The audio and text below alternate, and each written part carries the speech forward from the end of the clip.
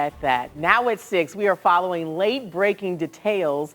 After 35 years behind bars, a local man just walked out of jail and into the arms of his family. We're talking about Dwayne Brooks. He maintains he had nothing to do with a 1987 murder in Cleveland's Luke Easter Park. And the News 5 investigators have been following through on this story, bringing you new information since November after learning evidence was not turned over to his defense. Then weeks later, Brooks spoke with our Scott Knoll while still behind bars. What happened? Luke Easter Park, August 17, 1987. I don't know. To this day, I don't know. How do you not know? Because I wasn't there.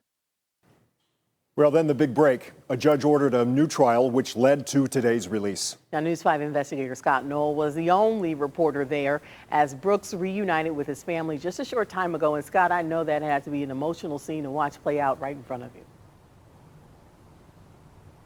Yeah, emotional barely begins to describe it, not only for Dwayne Brooks, but also for more than 24 family members and supporters who came here to the Justice Center today to watch it happen.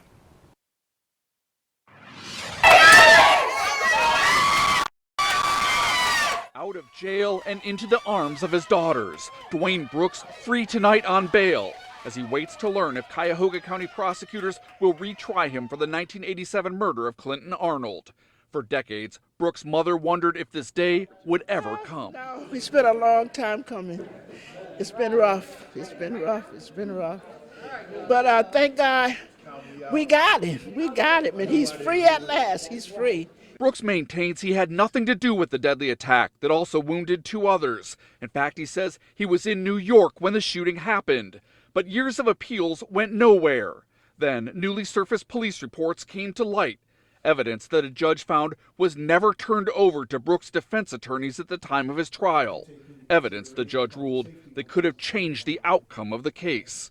Brooks today making good on what he told jailers after his 1988 conviction, that someday he'd be back. I knew this conviction couldn't stand.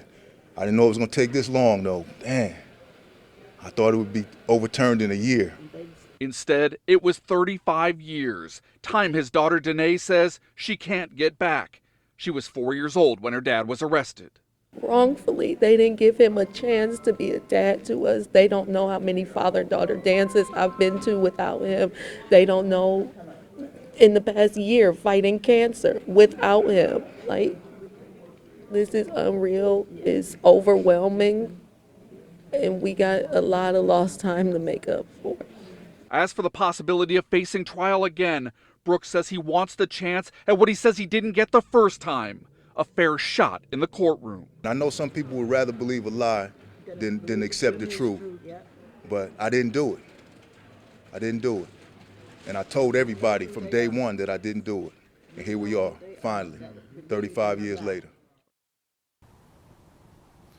A judge has ruled that Brooks can return to New York to live with family until that new trial happens. However, he will be on house arrest with GPS monitoring as conditions of his bail. Wow, Scott, that was amazing after 35 long years, and to see him reunite with his girls. We have to ask you, what's the timeline for a decision when it comes to if and when a new trial could take place? Yeah, that's the big question, Courtney, and we still don't have an answer to that. What we do know is there's a pretrial set for this case in late May. Hopefully we'll get some of those answers then. All right, News 5 investigator Scott Knoll, we appreciate you being live from the the Cuyahoga County Justice Center for us tonight. We appreciate you staying on top of everything.